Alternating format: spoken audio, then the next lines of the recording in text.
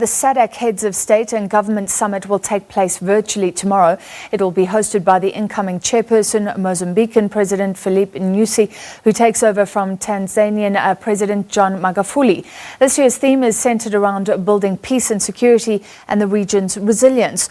Taking over by President Filipe Nyusi as SADC chair under the theme 40 years of building peace and promoting development and resilience in the face of global challenges comes with some irony.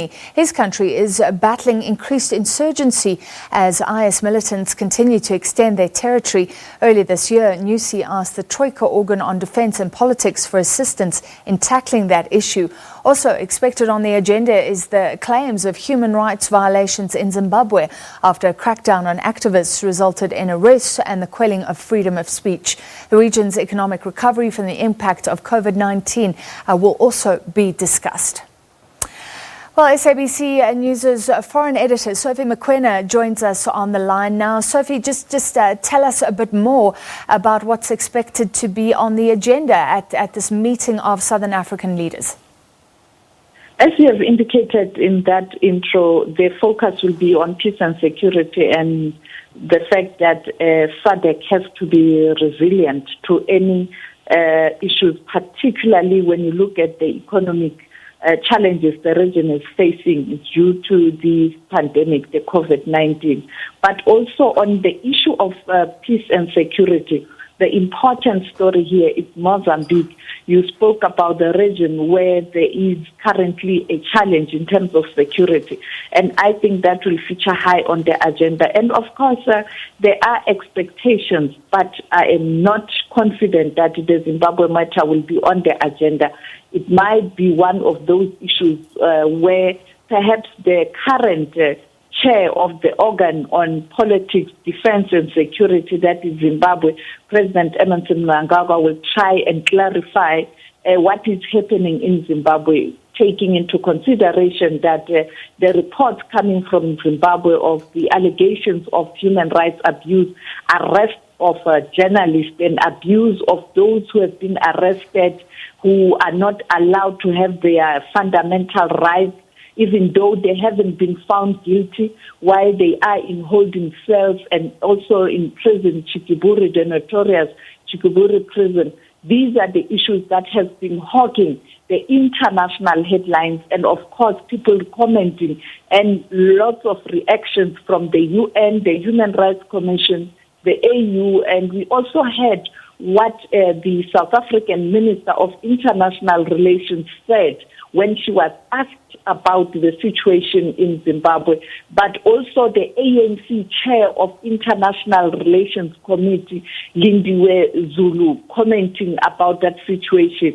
And of course, the Secretary General of the ANC, even though Zimbabwe is denying all those allegations and Zimbabwe is saying there is no crisis in that country. Therefore, I suspect President Mnangagwa will take his peers into confidence, putting his side of the story.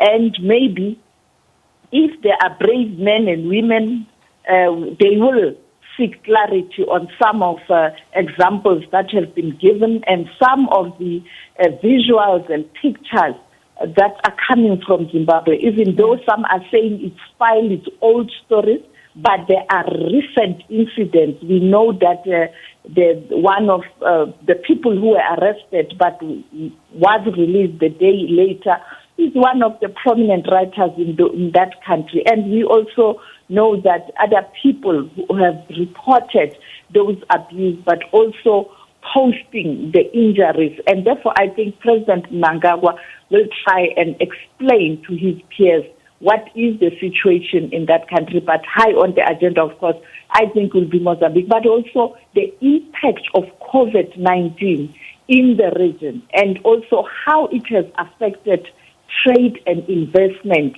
and looking forward, what can the region do to address the impact of COVID-19 on the economy of the region, and particularly individual member countries of SADC.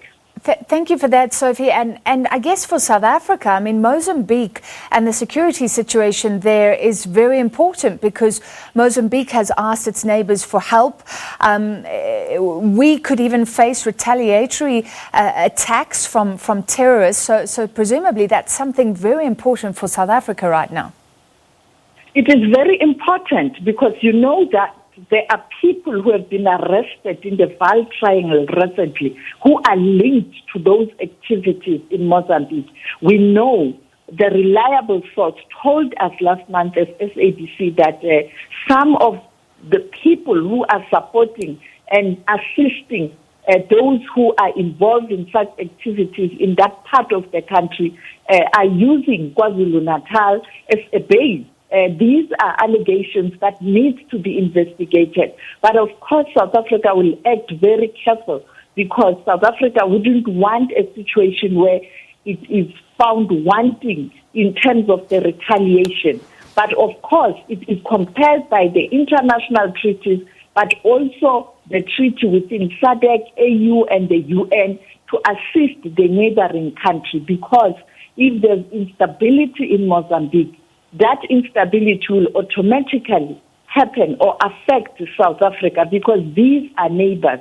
And I think South Africa is acting very cautious, but South Africa is having its eye on the ball in terms of looking at the movements of the so-called supporters of those who are involved in this act. And I am sure the Minister of Intelligence, Ayanda Zozo, and Minister of Defense, Minister Magafuli, they will share information during the behind closed door meetings when these issues are really being discussed by leaders, and they will present a report.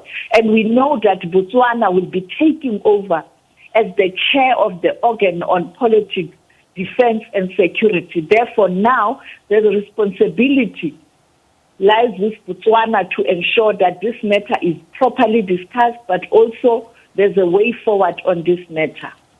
All right, thank you so much. So serious security issues on the agenda at that meeting of Southern African leaders, not least COVID-19 affecting the region as well. That was SABC News' foreign editor, Sophie Mokoena.